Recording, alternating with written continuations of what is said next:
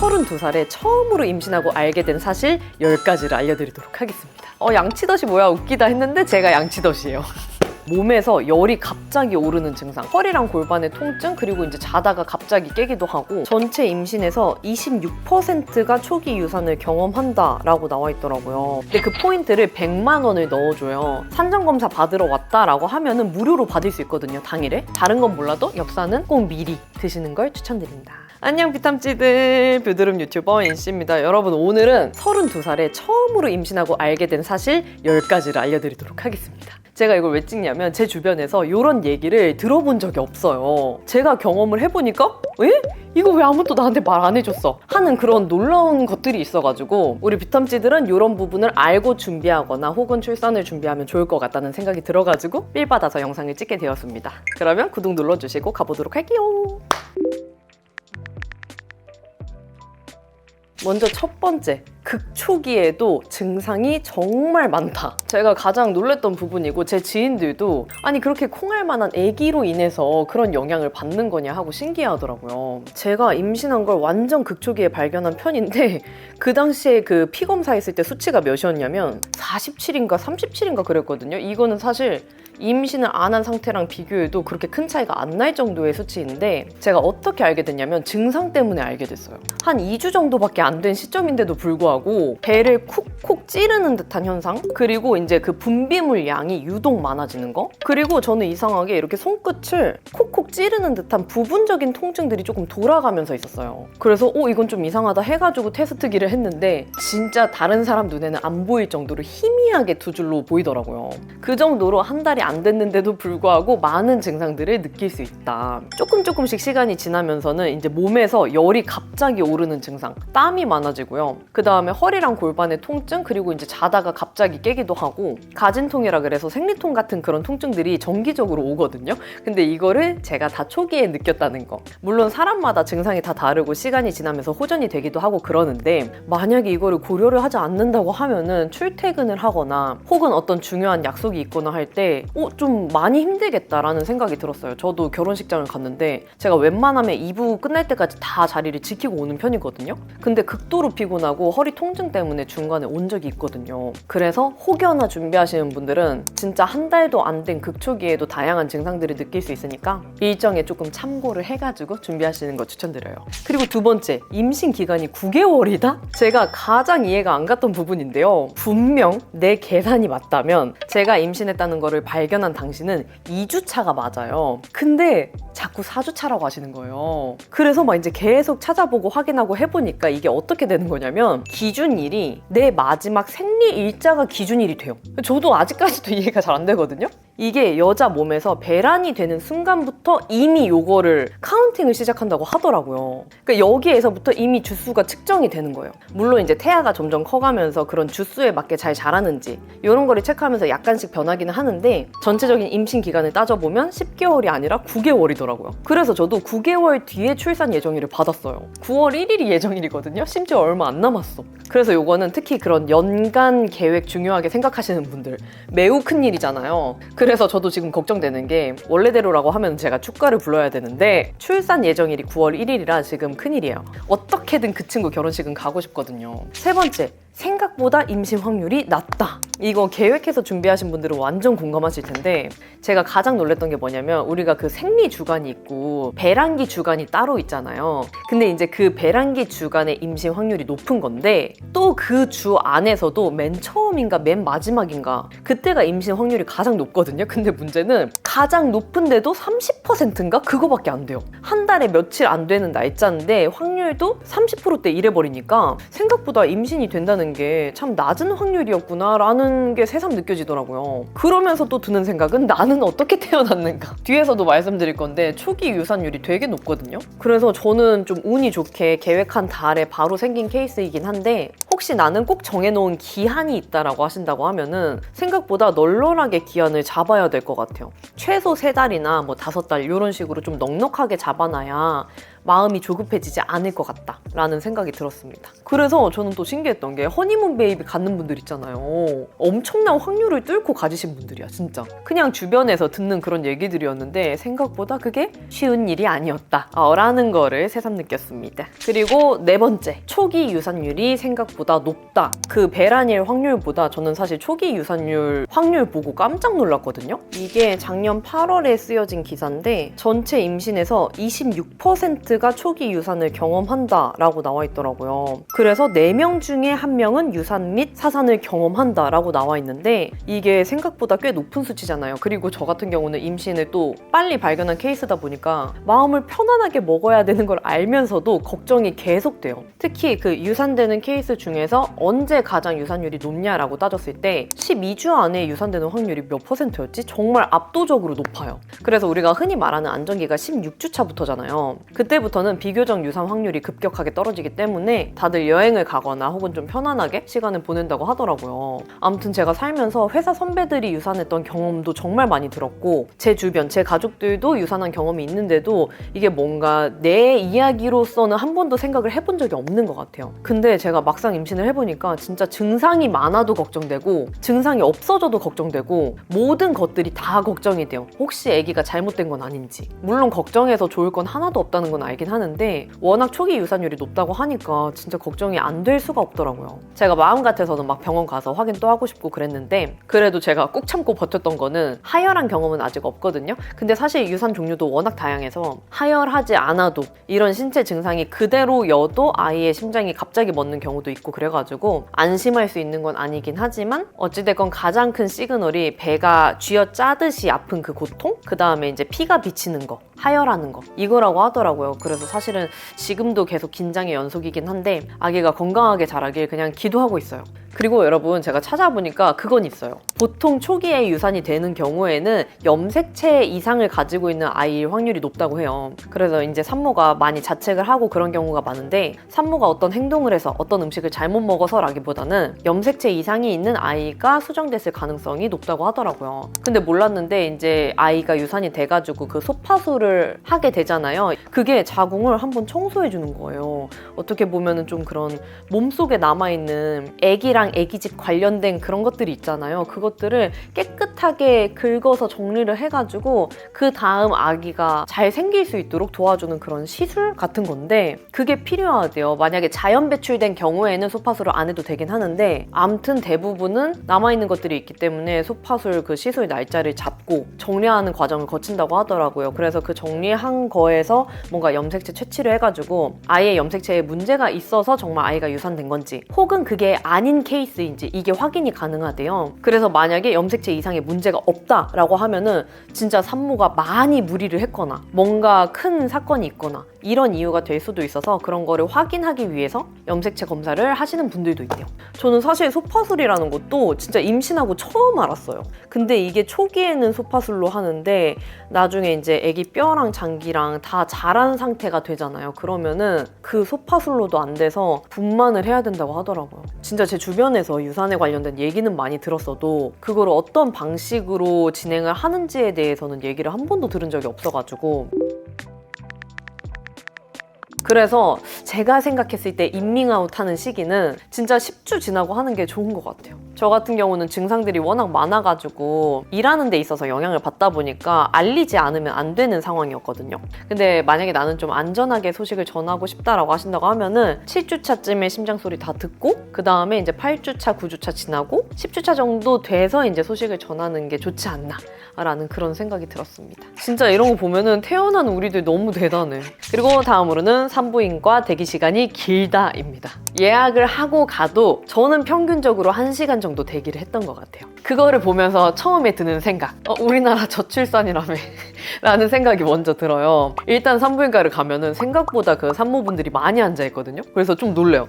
이렇게 많아? 하고 놀라는데 또 놀라는 거는 내가 그 예약한 시간이 있잖아요. 근데 그 예약 시간이 지나도 대기하는 시간이 생깁니다. 왜냐면 내가 예약하는 선생님이 계시는데 그 선생님이 갑자기 중간에 응급수술 콜이 들어오면은 뛰쳐나가세요. 그러면 어찌됐건 그게 우선이니까 기다려야 되잖아요. 그러면 조금씩 밀리고 하다가 1시간 정도는 늘 대기를 하게 되는 것 같아요.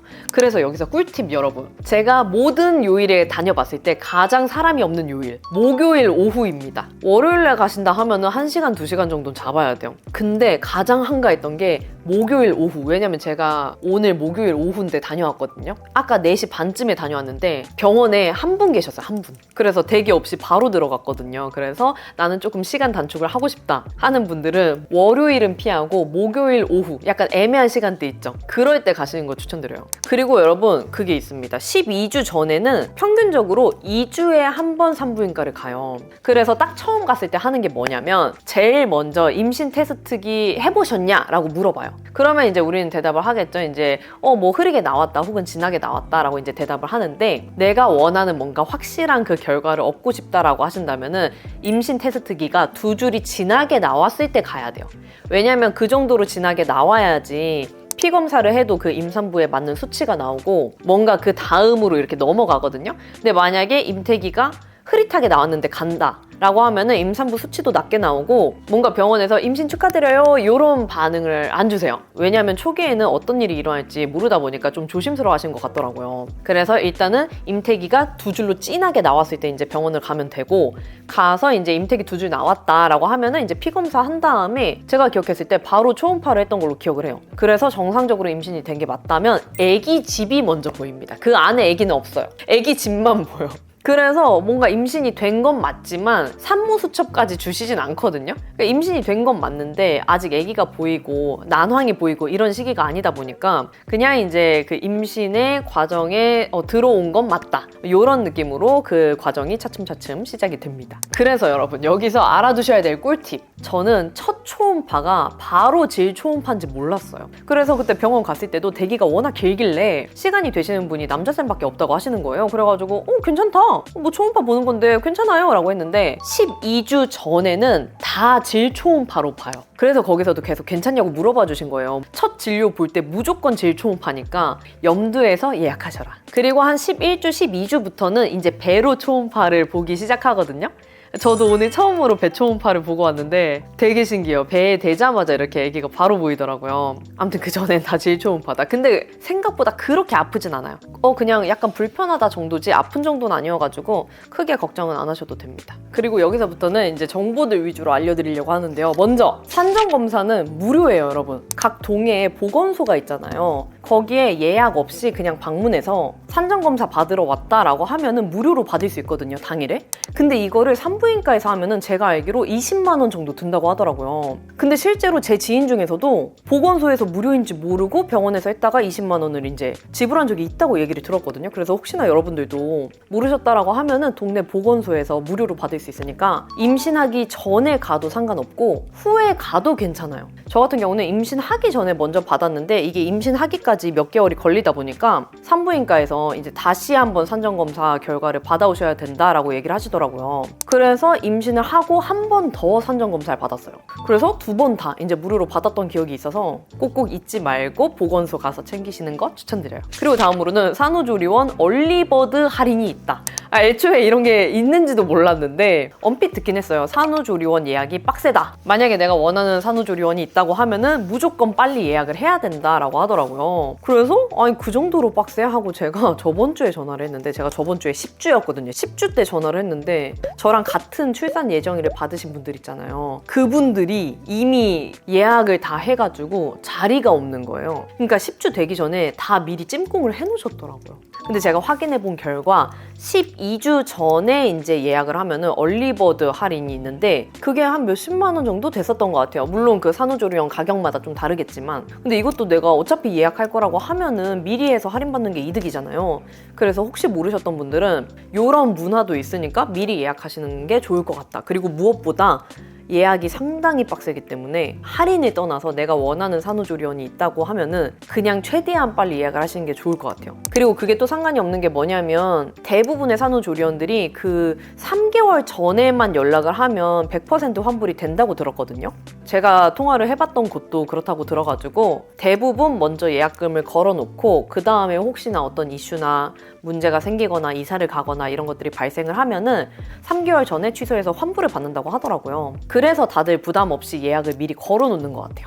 그래서 나 나름 빨리 전화했다고 생각을 했는데 진짜 쉽지 않다. 그래서 아직도 못 정했어요. 예약 못 했어요. 얼리버드 지금 한 3일 남았나? 그 3일 안에 지금 예약 빨리 해야 되거든요. 너무 귀찮아. 그리고 다음으로는 임신하고 나서 나라에서 바로 받는 100만 원입니다. 이거는 이제 산부인과에서 이제 난황을 확인한 다음에 주셨나 했던 걸로 기억을 하는데 산모 수첩이랑 이렇게 해서 주세요. 그리고 이제 임신 축하합니다라고 정식적으로 이제 얘기를 해주시는데 그렇게 하고 나서 이제 보건소 가서 임산부 등록하면 된다라고 하시더라고요. 그래서 이제 임산부 등록을 한 다음에 이 바우처 카드를 신청을 할 수가 있는데 이게 어떤 개념이냐면 그 카드가 있고 거기다가 포인트를 넣어주는 개념이거든요. 근데 그 포인트를 100만 원을 넣어줘요. 그래가지고 지금도 이제 2주에 한 번씩 혹은 4주에 한 번씩 이렇게 병원을 가잖아요, 산부인과를. 그러면 그 초음파 비용이 한 8,000원 정도 되는데 그거를 다 그 카드로 결제를 하고 뭐 약국 갈 일이 있다 혹은 뭐 영양제 사야 된다 하면은 그것도 다 결제가 가능하고 그리고 한 12주차가 되면은 그 니프티 검사라 그래서 피검사로 하는 기형아 검사를 할 수가 있거든요. 근데 그거를 하게 되면은 이제 99%의 정확도로 기형아 검사를 할 수가 있고 무엇보다 우리가 가장 궁금해하는 그 성별도 알 수가 있거든요. 그래서 많은 분들이 고민하는 검사인데 문제는 이게 비싸요. 병원마다 다르긴 한데 제가 듣기로 70만 원 정도라고 들었거든요. 근데 하는 분들이 이 바우처 카드를 이용을 해가지고 70만 원 결제하고 나머지 그 금액들은 어차피 좀 자잘하게 나가는 그런 검사 비용이다 보니까 그걸로 하면은 이제 대략적으로 100만 원이 맞아 떨어진다고 하더라고요. 그래가지고 저도 곧 12주가 되는데 바우처 카드로 니프티 검사를 할까 고민하고 있습니다. 이것도 저도 임신하기 전에는 몰랐던 사실이어가지고 이런 혜택도 있다 라는 거를 말씀드리고 싶었어요. 그리고 출산하고 받을 수 있는 비용도 또 따로 있죠. 이거는 시마다 좀 다른 걸로 알고 있는데 은근히 이렇게 직접적으로 주는 혜택들이 꽤 있더라고요. 그래서 미리 알고 조금 유용하게 쓰시면 좋을 것 같습니다. 그리고 이거 놓치시는 분들 많을 것 같은데 엽산은 진짜 임신 전에 미리 먹어야 된대요. 저는 웃긴 게 뭐냐면 이걸 알고 있었고 또 가족이 준 엽산이 있어가지고 한 통을 다 먹었어요. 근데 그거를 다 먹는 동안 임신을 계속 미루고 했어가지고 시간이 지나버렸단 말이죠. 근데 이제는 미루면 안 되겠다 해가지고 실행을 했는데 됐잖아요, 임신이. 근데 문제는 제가 그 한 통을 이미 먹고 몇 달 동안은 엽산을 안 먹고 있는 상태였던 거예요. 근데 엽산은 보건소에서 임산부 등록해도 선물로 줄 정도로 임산부한테는 필수 영양소거든요. 그래서 임신 전부터 남편이랑 같이 먹어야 돼요, 같이. 그래서 임신 전부터 엽산을 몇 달 동안 꾸준히 먹다가 임신하고 나서도 계속 이어서 먹어가는 그런 영양소거든요. 그래서 다른 건 몰라도 엽산은 꼭 미리 드시는 걸 추천드립니다. 그리고 막 엽산 찾아보면은 막 조금 골치가 아파요. 활성 엽산이 좋다 이게 다양하게 있는데 저도 처음에 이게 샀는데 함량 계산해야 되고 막 이게 너무 귀찮더라고요. 이게 또 너무 초과해서 먹으면 안 좋다, 너무 부족하면 안 된다 이런 게 있어가지고 그냥 그 차병원에서 만든 영양제가 있거든요. 딱 먹어야 되는 것만 이렇게 한 봉으로 담아놓은 그걸로 계속 쭉 먹고 있어요. 그리고 다음으로는 입덧의 종류가 매우 다양하다입니다. 진짜 처음 들어봤는데 입덧이랑 양치덧도 있고요, 채덧도 있고요, 침덧도 있고요, 먹덧도 있고요. 진짜 다양해요. 그러니까 사실 더 많은데 제가 기억하는 것만 이 정도거든요. 근데 저는 웃긴 게 뭐냐면 양치덧이 뭐야 웃기다 했는데 제가 양치덧이에요. 병원에서 이제 심한 입덧의 경우에는 입덧 약을 처방을 해주거든요. 그래서 그거를 먹는 분들도 많은데 저는 일반적인 입덧은 아니고 처음부터 먹덧이 있었어요. 근데 이거 먹덧도 좀 그런 게 뭐냐면 안 먹으면 속이 엄청 울렁거려요. 우리가 굶었을 때 배가 꼬르륵 거리면서 미식거리는 느낌 있잖아요. 그게 음식을 먹고 1시간만 지나도 느껴지고요. 배멀미하는 것처럼 계속 울렁거리니까 음식을 먹어야 살겠더라고요. 근데 문제는 먹고 싶은 음식이 없어. 지금은 그나마 많이 괜찮은데 고기류 완전 안 되고 제가 이건 좀 의외인 게 까르보 불닭 있잖아요. 너무 좋아하거든요. 그게 잘 안 들어가더라고요. 그래서 문제는 먹덧을 겪어가지고 제가 임신하고 1달 반 정도 됐나 했을 때 6kg가 쪘어요. 그때 저는 다들 이 정도 찌는 줄 알았거든요. 근데 근데 평균으로 봤을 때 한 10kg 혹은 많으면 15kg 정도 찐다고 하더라고요. 근데 저는 무슨 한 달도 안 됐는데 6kg가 쪄버리니까 확실히 이게 먹덧이 무섭다. 왜냐면 먹고 컨디션이 또 안 좋으니까 그냥 누워요. 자요. 그러니까 활동량도 급격하게 떨어지고 혈당 관리 안 되고 이러니까 진짜 훅훅 찌더라고요. 근데 저는 최근에 어떤 생각이 들었냐면 임당도 꽤 흔하거든요. 제 주변에서도 있었고. 그래서 이렇게 지내다가는 임당 진짜 오겠다. 이건 좀 걱정되는 수준이다라고 생각을 해서 무기력도 조금 탈출하고자 러닝 15분, 그 자전거 기계는 괜찮다고 해서 자전거 15분 이렇게 하고 있거든요. 근데 활력도 너무너무 생기고 혈당 관리도 조금씩 되고 있어가지고 1kg 정도 감량이 된 것 같아요. 초기보다는 5kg가 찐 상태입니다. 그리고 신기한 게 제가 10주차 때부터 먹덧도 거의 없어졌어요. 진짜 극초기에는 조금만 안 먹어도 울렁거려가지고 약간 생활하기 어렵다라고 느꼈을 정도인데 갑자기 10주 지나고 나서부터 컨디션이 너무 좋아지는 거예요. 그리고 심지어 그 울렁거리는 느낌도 없어졌어요. 물론 그 먹을 수 있는 음식이 제한된 건 아직 남아있긴 하지만 울렁거리는 게 없어지니까 진짜 살 것 같은 거예요.